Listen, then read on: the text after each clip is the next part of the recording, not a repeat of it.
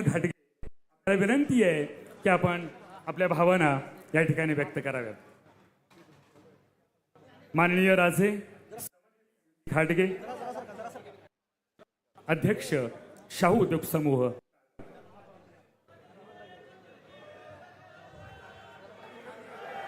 आज आपल्या राष्ट्रीय छत्रपती शाहू महाराजांच्या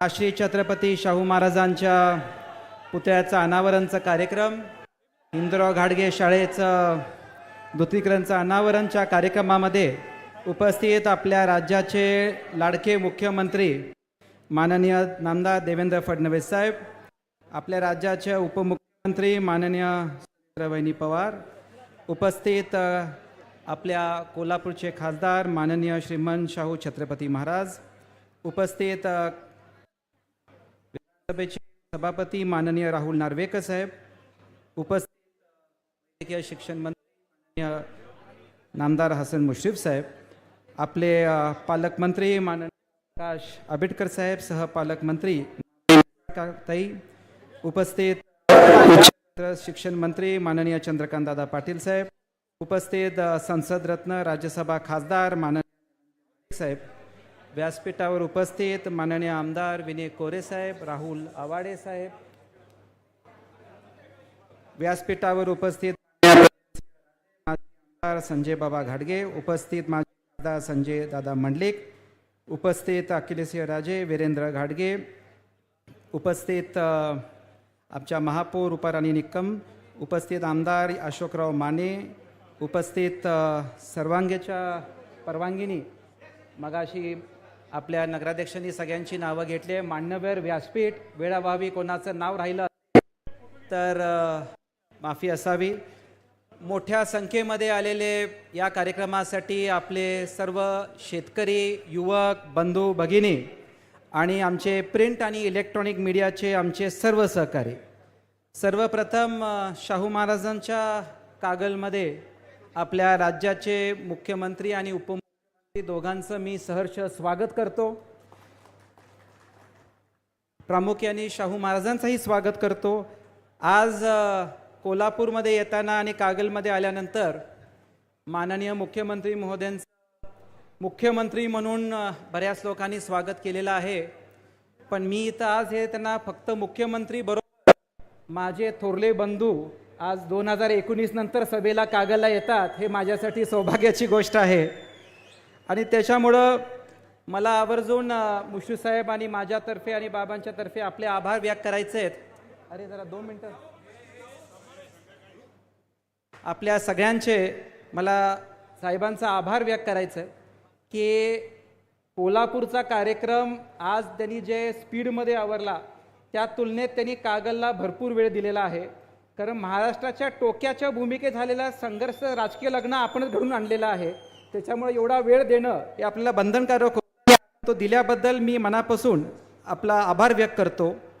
आज देवेंजींचं 2019 नंतर आणि चंद्रकांत दादांचं 2019 नंतर पहिली सभा ही कागलमध्ये होतीये. ही जरा वेगळी सभा होती.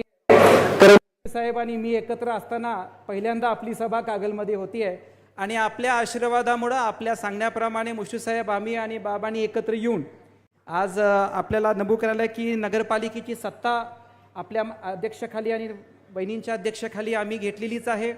कागलमध्ये सभापती बाबांसकट आम्ही भाजपचा पहिलाच आपल्या सेवेमध्ये आहे. उपनगराध्यक्ष, नगराध्यक्ष सगळी आली आहेत आणि येत्या काळामध्ये आपल्या मार्गदर्शनाखाली मुश्रीफ साहेब आम्ही असंच काम करत राहू आणि आपलं मार्गदर्शन आम्हाला मिळत राहू. आज सर्वप्रथम राज्याचे मुख्यमंत्री आणि आवर्जून मला स्वर्गीय अजितदादांचा इथं उल्लेख करायचा, कारण तेव्हा ते अर्थमंत्री होते, आणि सुनेत्र वहिनींचं मला आभार व्यक्त करायचं आहे की आपल्या देशामधली सगळ्यात मोठी कर्जमाफी 40,000 कोटीच्या वरती, देशामधली 1 क्रमांकची सगळ्यात मोठी कर्जमाफी जर कोणी केली असेल तर आपल्या महाराष्ट्र शासनाने देवेंद्रजींनी केल्याबद्दल मी त्यांचा अभिनंदनचा ठराव मांडतो. 56 लाख शेतकऱ्यांना या राज्यामध्ये त्याचा फायदा झालेला आहे. त्याचबरोबर वीज माफी ही साहेब आपण केली, पण 2014 पासून साहेब मी आपली सगळी भाषणं आणि आपलं सगळं कामकाज मी पाहिले. साहेबांचं आणि आपल्या सरकारमध्ये उपमुख्यमंत्री सगळ्यांचं एक नेहमी म्हणणं आहे की कर्जमाफी ही टेम्पररी सोल्युशन आहे. मला आठवते की पहिल्यांदा 2017ला जेव्हा कर्जमाफी झाली तेव्हा बरेच आंदोलन झाले होते आणि तेव्हा देवेंद्रजी नेहमी सांगायचे, चंद्रकांत दादाही सांगायचे की आपण कर्जमाफी करू. त्यांचं स्वप्न असं होतं की आपल्या महाराष्ट्र शेतकऱ्यांना आपण एवढं सक्षम केलं पाहिजे की स्वतःच्या उत्पादनामधूनच कर्ज भरले पाहिजे, त्यांना कधीही सरकारची गरज लागू नाही.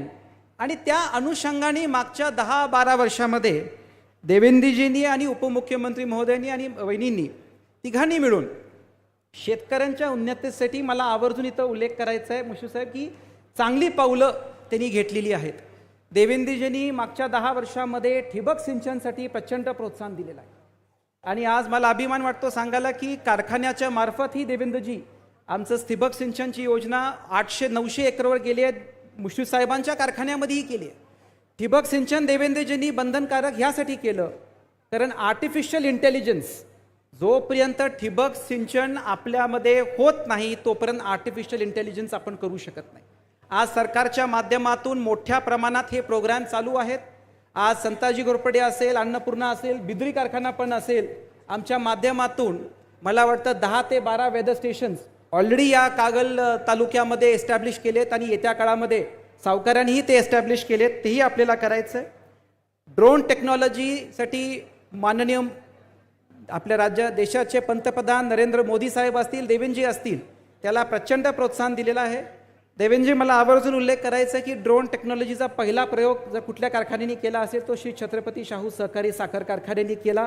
आज मोठ्या प्रमाणामध्ये ती ड्रोन टेक्नॉलॉजी वापरली जाते. आणि साहेबांचा सगळ्यात महत्त्वाकांक्षी प्रकल्प म्हणजे सौर ऊर्जा. मुश्रीफ साहेबांनीही कलेक्टर साहेबांच्या इथं बऱ्याच मीटिंग सौर ऊर्जा लागू करण्यासाठी घेतले, त्यांचंही मला आभार व्यक्त करायचं आहे. राजे साहेबांच्या जयंतीला 28 जुलैला आम्ही राजे विक्रमसिंह गाडगे बँकेच्या माध्यमातून स्वतंत्र सौर ऊर्जा करण्यासाठी आम्ही कर्ज योजना लॉन्च केलेली आहे. पहिल्या दिवसामध्ये 72 शेतकऱ्यांनी त्या दिवशीच नोंदणी केलेली आहे. आज आपल्या मार्गदर्शनाखाली आणि साहेबांच्या इथं परवा बामणी गावामध्ये एक सौर ऊर्जेचा प्रकल्प झाला. सगळे शेतकरी आपले आभार व्यक्त करतात, दिवसा लाईट त्यांना मिळते. आपले आभार व्यक्त करताय कारण आपल्या खात्याच्या मार्फत हा प्रोजेक्ट जातो. साहेब पुढच्या वर्षी श्री छत्रपती शाहू सहकारी साखर कारखान्याला 50 वर्ष पूर्ण होत आहेत. आपण यायचा शब्द मला दिलेला आहे. आज या निमित्ताने मी आपल्याला शब्द देतो की पुढच्या वर्षी जेव्हा कारखान्याच्या कार्यक्रमाला आपण येणार तेव्हा फक्त शेतकऱ्याने या 4 प्रोग्रामच्या लाभार्थ्यांचा मेळावा कोल्हापूर जिल्ह्याचा आम्ही तुमच्यासमोर उपस्थित करणार, हा शब्द मी आज आपल्यासमोर देतो. त्याचबरोबर साहेब मोदीजींचे एक महत्त्वाकांक्षी प्रोजेक्ट सोलार म्हणजे फ्लोटिंग सोलार, जे आता सोशल मीडियावर त्यांनी मोठ्या प्रमाणात प्रोजेक्ट केले. मला आपल्याला विनंती करायची आहे, आपण याच्यावर सोलारवर बरेच वेळ चर्चा पण केली आहे.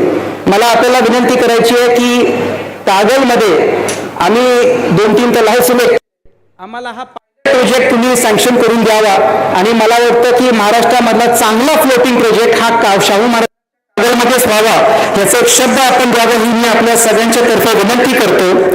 आणि सगळ्यात महत्त्वाचं आता साहेब आमची युती आपण घडून आणली, आम्ही सत्ता आणली, तर काही मागण्या पण मला करायला द्यायला पाहिजे. आता नगराध्यक्षांनी मगाशी म्हटलं मुख्याध्यापक असल्यामुळे सगळ्या मागण्या करून टाकल्या. शेवटी मुश्रीफ साहेबांचं माझं भाषण काही सोडलंच नाही आहे, पण तरी पण थोड्या मागण्या आज आम्हाला आपल्यासमोर करायचं आहे. साहेब स्वर्गीय अजितदादांनी बारामतीमध्ये यांनी जसं शिवसृष्टी केलेली आहे, कागलमध्ये मुश्रीफ साहेबांनी आमचं मानस आहे की आम्हाला शाहू सृष्टी केल्याची. त्याचं प्लॅन तयार आहे. येत्या काळामध्ये वर्षा बंगल्यावर मुश्रीफ साहेबांनी आम्ही येऊन आपल्याला तो प्रोजेक्ट दाखवतो. साहेब एक मला नमूद करायचं आहे, हा कुठला भावनिक प्रोजेक्ट नाही. आता धनंजय माडिक साहेब इथं आहेत, त्यांच्या पुढाकाराने आज एअरपोर्ट आणि एवढे फ्लाईट्स मुंबईचे आपल्याकडे सुरू झाले. 17 किलोमीटर कागल आहे साहेब, 17 किलोमीटर एअरपोर्टवरून आपण 20 मिनिटात पोहोचतो. आणि त्याच्यापेक्षा महत्त्वाचं साहेब, आता कोल्हापूर वाढलं तर कागलच्या दिशेनेच वाढणार आणि कागल वाढलं तर कोल्हापूर दिशेने वाढणार. माझी इच्छा अशी आहे की शाहू महाराजांबद्दल आपल्या युवकांमध्ये माहिती फार कमी आहे आणि माझी इच्छा आहे की कागलमध्येच शाहू सृष्टी हे फक्त महाराजांची माहिती देण्यासाठी नाही, हा एक इकॉनॉमिक हब होणार आहे. आपल्याला माहिती आहे मी सीए असल्यामुळे सगळं गणित केलेलं आहे. इकॉनॉमिक हब, एम्प्लॉयमेंट हब आणि व्यवसायासाठी चांगला हब होईल आणि त्याच्यामुळे मोठा व्यवसाय आपल्याकडे आणता येईल. तर त्यासाठी आपण त्याचा आम्हाला एक वेळ द्यावी. स्मार्ट सिटीबद्दल ऑलरेडी दादा संपवतोय, आपण घड्याळ बघितलं मी संपवतोय. तर ते स्मार्ट सिटीबद्दल पण सगळ्यांनी आपल्याला उल्लेख केलेला आहे. त्याचाही म्हणजे ते सिटी झाली तर आपल्याला अंडरग्राऊंड ड्रेनेज आणि ह्या सगळ्या गोष्टींसाठी एक चांगली सोय होईल. आणि तिसरा विषय साहेब, आपल्या पूर्ण महाराष्ट्राच्या नगरपालिकेच्या कर्मचाऱ्यांचा एक विषय होता. मला आपल्याला आणि समित्या बहिणींना आणि एकनाथ शिंदेना साहेबांना विनंती करायची आहे की महानगरपालिका आणि बाकी ठिकाणी 10 वर्षापेक्षा वरती कर्मचाऱ्यांना सेवेमध्ये रुजू करतात, पण ते अजून नगरपालिकेला तो नियम लागू नाही झालाय. माझी आपल्याला कळकळीची विनंती आहे की महाराष्ट्रामधल्या सगळ्या नगरपालिकाच्या कर्मचाऱ्यांचा हा विषय आहे, आपण त्याला मनावर घ्यावं. नगर परिषदच्या कर्मचाऱ्यांना सेवानिवृत्त झालं तर जी ग्रॅच्युटी होती, कागदचा जकात नाका बंद झालं होतं, कुठल्याही नगरपालिकेला आपल्या फंडातून द्यावं लागतं, ते पण त्यांना शक्य नाही. जसं जिल्हा परिषद महानगरपालिकेला आपण ती सवलत दिली आहे तशी सवलत आपण इथं द्यावी अशी मी विनंती करतो. आणि शेवटी एवढंच बोलतो, आज मी शाहू महाराजांचं जनघराण्याचं वंशज म्हणून जबाबदारीने अभिमानाने सांगतो की आपल्या महाराष्ट्र राज्यामध्ये प्रत्येक क्षेत्रामध्ये जे काम देवेंद्रजींनी केलेलं आहे, तर मी अभिमानाने सांगतो की राष्ट्रीय छत्रपती शाहू महाराजांचा कृतीतून वारसा जर कोणी चालवला असेल ते माननीय देवेंद्र फडणवीस साहेबांनी चालवला आहे. आणि त्यांच्या नेतृत्वाखाली मला काम करायची संधी मिळते, हे माझ्यासाठी सार्थ अभिमान आहे. आणि परत आपण इथं आला त्यासाठी आपल्या सगळ्यांचं मी आभार व्यक्त करून थांबतो. जय हिंद, जय महाराष्ट्र, जय श्रीराम. धन्यवाद राजे साहेब. यानंतरचं मनोगत आहे कोल्हापूरच्या मातीचा स्वाभिमान, कर्तृत्वाची शान आणि